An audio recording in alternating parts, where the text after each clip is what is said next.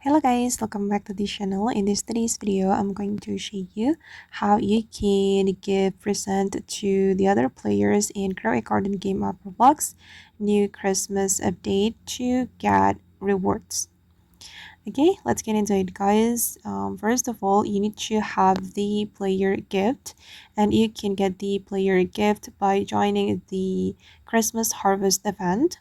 You need to submit your Christmas mutated plans, and when you reach 200 points, you will get the player gift. Okay, I have received the player gift, guys, and you can give present to the other players, and will let me find a player.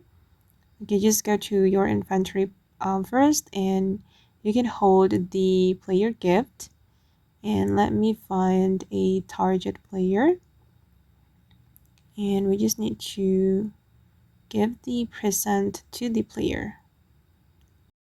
Okay, I want to give my present to this player, and as you can see, guys, both of us got the Christmas present.